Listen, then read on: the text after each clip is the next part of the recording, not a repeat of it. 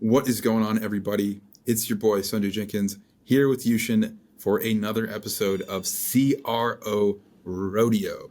We were going to do cowboy hats. We still haven't gotten our act together, but that's okay. Yuxin, how you doing, pal? I'm doing great.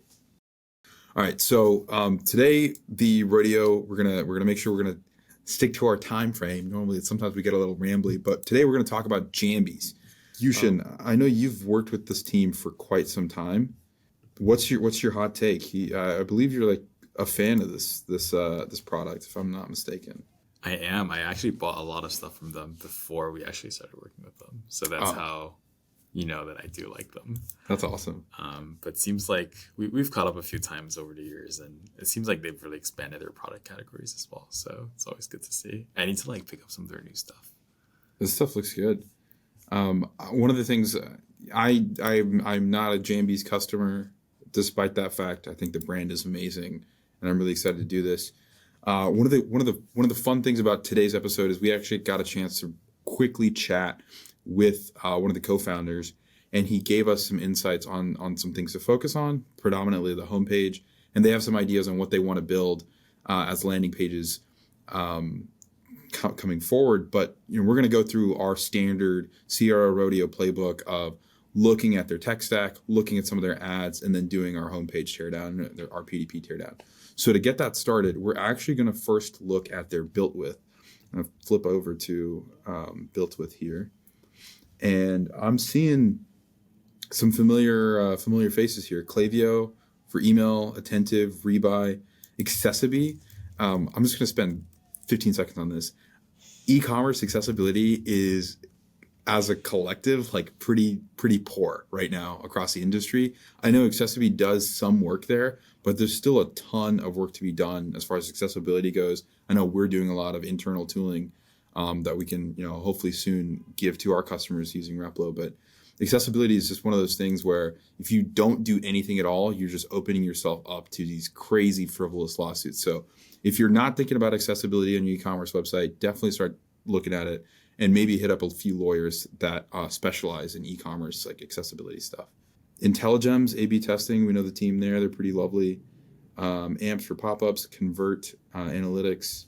Northbeam, I'm a personal big fan of Northbeam.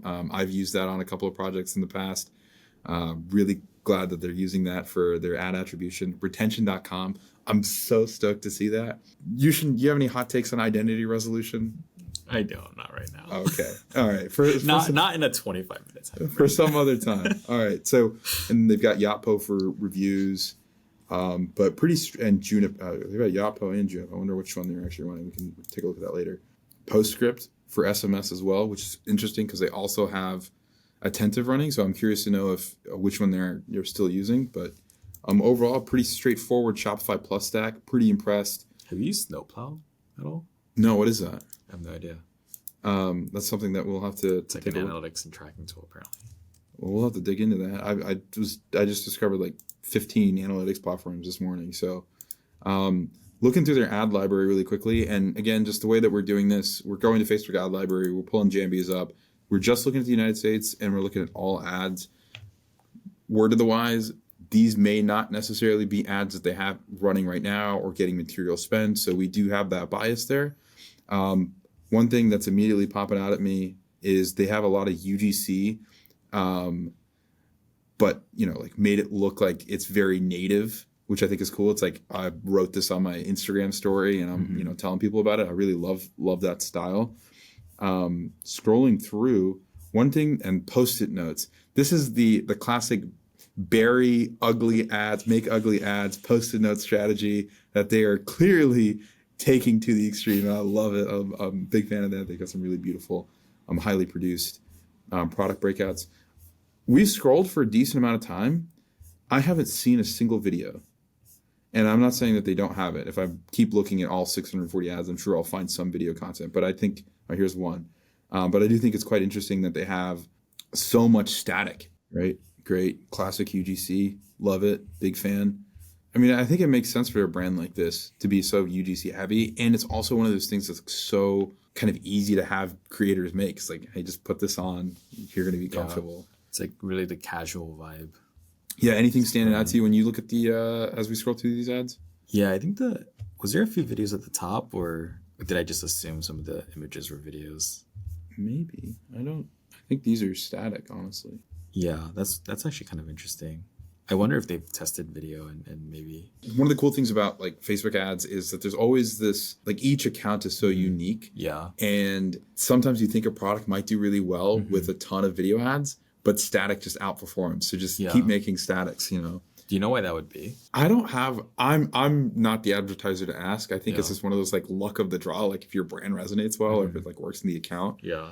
It's also the quality of the statics. Like obviously they do so much to make, you know, maybe it was someone on their brand team making this content, but it looks so natural and so UGC. Yeah. If you scroll really far down, like if you filter by month or something, maybe was there more video in the past? Actually, we could probably just filter by videos. This is interesting. This looks like it's a static, but turned into a real video. Let's look at this one. I don't know if the audio is coming through, but this is an ASMR product feature, which is actually pretty banger. This is like less of that UGC content though, right? Yeah. This is more like kind of brand production style. This I'm willing to bet is really deep on that side. That's cool. And that's a minute long, which I love. There's the one thing that I wish more direct-to-consumer advertisers did was just make longer ads. Like take a classic like video sales letter script framework, which you can find pretty easily with a couple of Googles, and just make like a 4-minute banger. I know it seems like that's crazy and no one's paying attention for that long, but if you do it right, it's actually incredibly powerful.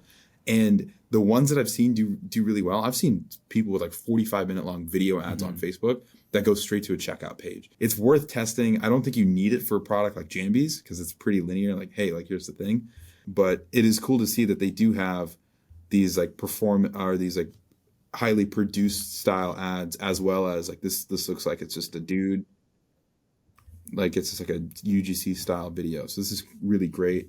And then there's good diversity between like male and female models being showcased in here. Because I know like they do sell to everyone, to all genders, and being able to have content that speaks to each individual is clutch. Let's click over to their homepage. So right off the bat, beautiful brand imagery, introducing performance in activewear with the CTA. Let's look at it on mobile, and I'm gonna pull this down. And yeah, we'll look at the iPhone SE. I'm willing to bet that if this, tell me why I love this, Yuxin, because I think you know the answer. The buttons above the fold. The buttons above the fold. I will say though, if you clear your cookies, there is a pop-up that takes up the whole screen. Yeah, and that might be. I need to try it again at some point, but and also the applied discount thing was covering up the shop wall. So some small improvements to be made here, but overall, I think pretty good. I will say, I think between kind of like the male and female, men and women kind of thing, I think there is kind of this expectation, I think on a lot of websites, that there is that kind of division in the SKUs and the products. And so I wonder how that kind of plays into what people are looking for. Because usually like you go on a site and there's like shop men, shop women. Right. There might be some unisex products, but it's still kind of separated. Yeah. And maybe, even though it is unisex, actually separating out the products might make sense, even though it's actually objectively the same SKU at the end of the day. Right. And I wonder if at some point they would test that, at least with organic. I'm assuming for paid, they're targeting different folks differently. So, but from what we heard from one of the co-founders, they're actually driving the bulk of their traffic to this homepage. Oh, okay. So they're not necessarily segmenting the landing page experience. I mean, they have further down the page, they do have this like shop women's, shop men's. Yeah. And my like quick hitter recommendation is have that filter up here. So like let people shop the category that makes the most sense for them. Yeah. But give people that option as soon as you can. And because you're on mobile, if I had to guess, I'd love to look at the numbers. But if I had to guess, women are probably shopping this product more than men. Making sure that this is, women are pre-selected whenever you have that, but also switching the order of the buttons on mobile specifically. So making the women's button on the right, making sure that's active first. And the only reason why is most people are right-handed, and it's just easier for you to hit that button. I mean, if it's already pre-selected, great. Like, it's actually, maybe more friction for men. Yeah. Interesting conversion thing. But like, whatever you can do on the mobile experience, especially to make it easy for the biggest cohort, like your best cohort, to shop. And it could just be, again, just swapping the order of the button just to make things a little easier. Yeah, I mean, I will say even putting that filter at the very top, so instead of shop all, even having like shop men, shop women, just two buttons. Yeah, I think that could be really interesting, and that could be something to test. One other thing potentially is also, I did see they were running IntelliGems, so in terms of running an A/B test, like having someone land on the homepage and redirecting them to kind of a pseudo homepage that's designed kind of like the homepage, but has the separation between men and women. Even having like a different graphic of like, because I know in the picture there's like two guys and two women. So like actually having that separation of like men on one side, women on one side, just to test that and see what happens. Last thing I'll say is like, I think generally people, this is an assumption, I probably talk to the founders about this, is like people who are shopping for women or women's items will continue to shop women's items when they come back to the site. And so this is probably something on Upwork where if they have, if they shop women's pages before, you can actually have women pre-selected on the homepage. And this is probably 5 or 6 lines of code that you save somewhere. So I think that might be interesting to test. Is like, okay, how often are new visitors coming in, return visitors coming in? How many times are people visiting before they actually make a purchase? And tools like Northbeam, I think, is great to figure that out. Yeah. And then just making that purchasing experience much smoother, because when people come onto the homepage, you want that page to talk to them, right? Yeah. To speak to them. So I think that's something interesting to test. But I'm assuming they've thought this through because they have, 2 of each gender in the picture. So yeah. I mean, the thing that I would do is if they are going to test like a faux homepage, so it's a landing page that simulates a lot of the experience you get on the homepage, but it's still like a distinct page, is actually splitting the traffic on their ads between male and female, and then just running, the female traffic to a landing page, like a version of that faux homepage that's all branded for women, and then vice versa, another version of the page that's primarily branded towards men. Still giving people the option to toggle through if need be. Because like consumer behavior has talked about this ad nauseum. I'll talk about it from my personal experience. Most of my clothes are purchased by my girlfriend. Yeah, it's the reality of the world. Yeah, don't hate me, but it's the truth. And I think it's good to have, even if you are targeting women directly, it's good to get like a sense of how much of that purchasing is happening because they're buying for themselves or for someone else. And the easiest way to know that is through a post-purchase survey, right? So like plug in no commerce, plug in fairing, and ask, hey, did you buy this for yourself or for someone else? Look at that data across, a couple months. And especially in like non-gifting periods, so like Q4, you're probably going to be heavier on gifting. But just to see, okay, how much weight do we have to spend, or how much more content do we have to give to like the women version of a landing page to also cross shop the men. Those are kind of like my hot takes there. They've got bestsellers.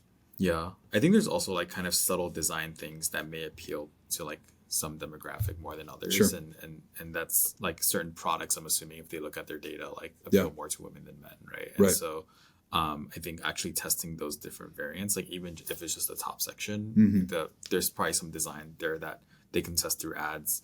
And then when people are returning, because I'm assuming they're not purchasing on the first visit necessarily, if it's organic, actually being able to update the homepage dynamically, because now we know that they're shopping women's items or men's items, and showing and hiding certain sections would be really interesting. And maybe that's a feature we should build into Replo. Yeah, I think it's definitely something we've talked about. Like the more like being able to personalize these landing pages, a lot easier. I know Hexclad, I love shouting them out. They've probably put on a masterclass in terms of like personalizing landing page content. And it is like I think they hired a very like cost-effective developer to write like a couple lines of JavaScript that they just drop into their Replo pages, and boom, you can customize the content on the page pretty extensively. So it's not a lot of work and it doesn't cost a ton of money, but that's definitely something worth testing, like more personalization. I do love this review section. I think it's really cool to see the diversity in like male, female names being shown. Just the way this is featured is nice. Yeah. I will say that a lot of times, I mean, I think we also see this in our own marketing website is, as founders, we've worked on things for so long that we can get a little bit tunnel visioned into, thinking about like, this is how we think about the world, right? It's a unisex product, and we zoom super into that, and then we're afraid to like really make changes. And so we'll test like really small things, like we'll test the banner, we'll test the hero, and sometimes like it's kind of worth spending a little bit of budget testing just something completely random. And I think one of the episodes that we did before with Jot Coffee, like at some point they were just like, okay, let's test this extremely kind of like different flow where we're just selling something directly on a homepage. It's just a purchase flow directly on a homepage. That might be worth testing, and it might not be worth setting that as your homepage directly, but sure. Those like big design things where, you just build it in Replo or somewhere where it's just very, very different. And maybe like the results might surprise you. One really quick thing that I want to kind of throw in here, just from looking at the ordering of the page. So you've got your hero section, social proof, the categories, some more like lifestyle imagery, shopping favorites, which is another like kind of showcasing bestsellers. Yep. You've got the gender thing. I would actually move this what makes Jambies so comfy section above or like right below this like category selector. So have the men and women filter here, and then move that what makes Jambies so comfortable section like either above or below this little carousel of images. I will say also that I'm assuming the materials and quality section is a lot shorter in terms of scrolling distance on mobile. On desktop. Yeah.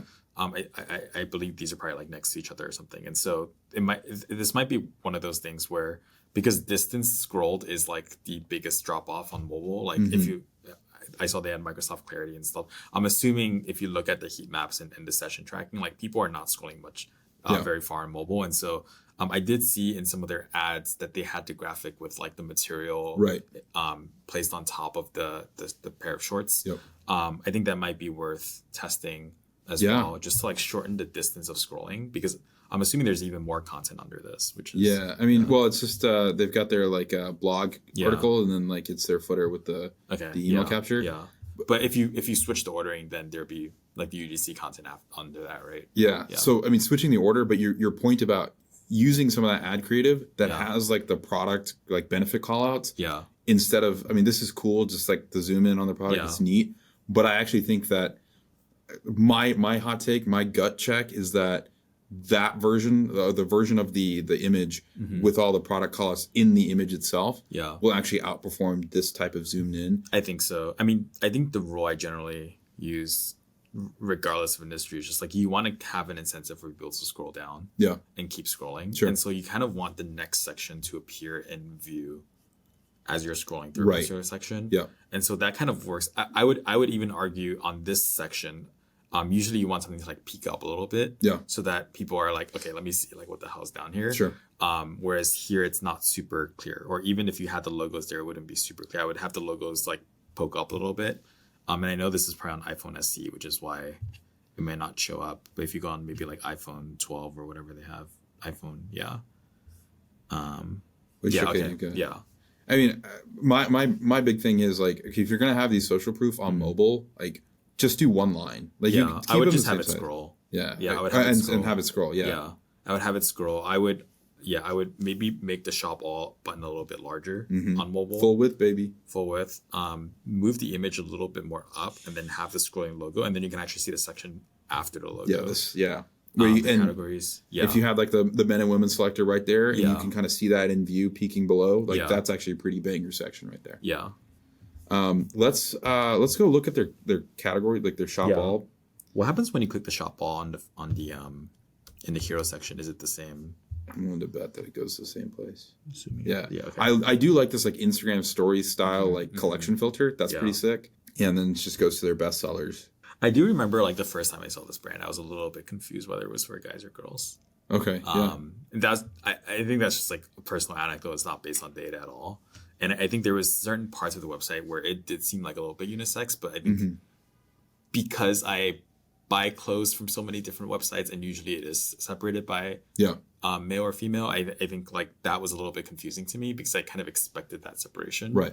And so for like something like women's favorites, like super obvious to me, but for example, like bottoms, that's not super obvious to me, like what that would be. Right. And so like if I see like joggers, I'm like, okay, is this like for women? And then I see like the leopard floof and I'm like, oh, maybe this is for women. So it's like it was a little bit confusing, at least the first time I saw it. Yeah.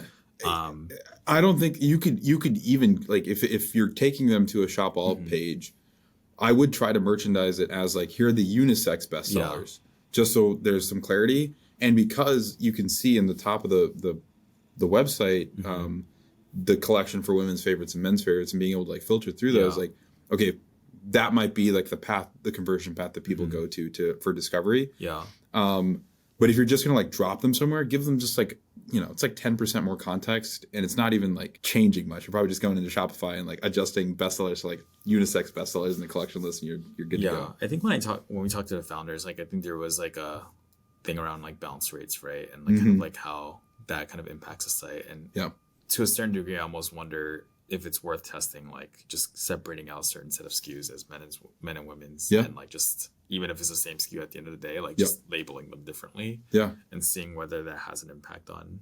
I mean, to really like blow up what exactly you just said, like people may be bouncing because they do not have the right context. Right. They don't see how this product is for them specifically. Yeah, a woman may not see this for her, a man, and obviously we're reducing a lot here, but I think it's a great call out. Let's actually go. Let's go to tops, and then let's click on the first one just to check out what a product page looks like. All right, any initial thoughts just from the load? The image is loaded a little bit slow, but I think that's a fixable thing, right? Like I think I just like recalling back to like the first time I bought something from them, and I think the sizing was a little bit confusing to me again. And I think that was because I wasn't sure if it was like unisex, I guess. Sure. Because like I think I actually ended up getting the right size because I used this tool. Yeah. But I think that the text with like the unisex stuff was like pretty small, and so it wasn't super clear to me. And I think that's one of those things, maybe like if I was the founder of Jambies, that might not be something I'm thinking about, maybe because I like that page has just looked like that for the longest time. Right. And I do think it's potentially worth testing. I do like this little flow, and the fact, I do too. Yeah. The fact that it like also took into account like my bottoms at the same time as my top, I think is like very helpful. Yeah. To your point, I would honestly like venture to say maybe moving this like size selector above the color swatch, just so people can very quickly see that if it's a meaningful improvement in fit. If something doesn't fit, people get upset and just it's a whole thing, right? Well, it's also like a much wider range than most people. Like usually if you have XSX, you're not also having 3XL, right? So sizing is unisex. I mean, and this is something that like even in this little 2 sentences, if that's peppered throughout other parts of the page, the home page, etc., like it's just a little bit of context that goes a long way. I mean, I do like this content. Just to echo something that we mentioned on the homepage, and if they test like a faux homepage, like having the image of the product with the breakout, like all on like, hey, this is what this material does. This is what like having that as your hero image, even I think would actually outperform just having like the product on white. I think so too. Like I think the reason they just have that kind of shirt there is because it is a unisex product, and I feel like maybe putting a guy there or a woman there is like kind of like, it becomes unclear a little bit. Yeah. But I think having some of that description on the material in that picture, it just improves the trust factor. People are more incentivized to scroll down. I think it's like 60% of people don't actually scroll below the hero. So if you know that, you want to try to get as much information on the real estate that people are going to look at. Yeah. So that they are more likely to scroll. I think even like having the add to cart kind of pop up a little bit above the fold. Like peak, yeah. Or like having like something fixed. Yeah. Where you have one design I really like is having like the reviews and like the number of reviews, and then the add to cart like kind of be fixed on the bottom of the page. And then as you're scrolling, you always kind of see, right, it just kind of like reinforces like people actually really love this product. And like I've purchased this product multiple times, like it's great.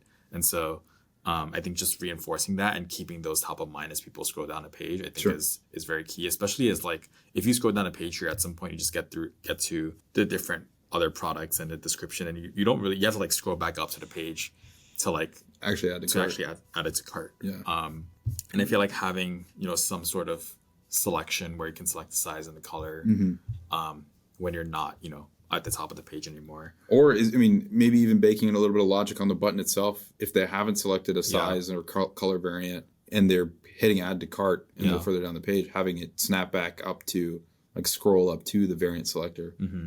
I do actually wonder if they had two different product pages. Again, I know I'm like, maybe they've tested this and they're going to watch this and be like, this is a stupid idea. But having two completely different product pages for men and women.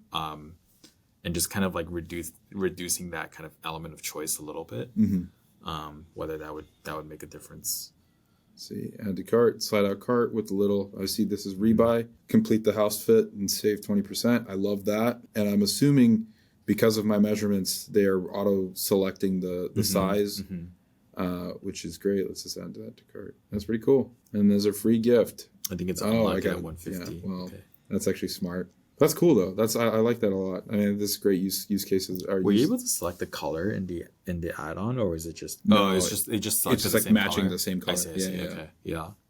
I wonder how well sets do for them, especially as they're selling PJs. Like, was that on the homepage? Not so much. I don't think we can go. We'll go look. I'd be curious, kind of like if they dug into their orders and looked at, because they are pushing people to.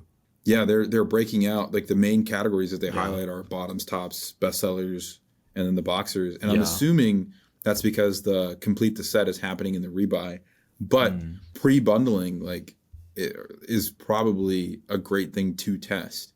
I would test that on like what I would do is I would look at like the distribution of like colorways that get the most sales and build a landing page that just features that, and then it's like, hey, select your top, select your bottom. Here's the hero offer is like some discount, like get 20% off when you complete your set. Yeah, for sure. I mean, like that's one of my favorite furniture brands article kind of does that, where they not only have the kind of sets of furniture, but they also have UGC featuring people who have actually bought the sets. Nice. And it just like people are talking about like how, you know, nice it looks or whatever. And I think that's actually a really nice addition, because a lot of times when you have UGC, I mean, especially when you're like starting from a fairly small customer base, like you don't have the exact colorways and stuff like that. And I think it just adds so much to the content. So just to prevent us from rambling, we could talk about this all day long. I think the number one thing that I want to hear from you, Yuxin, is if you were to build one landing page, if you were the CEO of Jambies for a day and you had to build one landing page,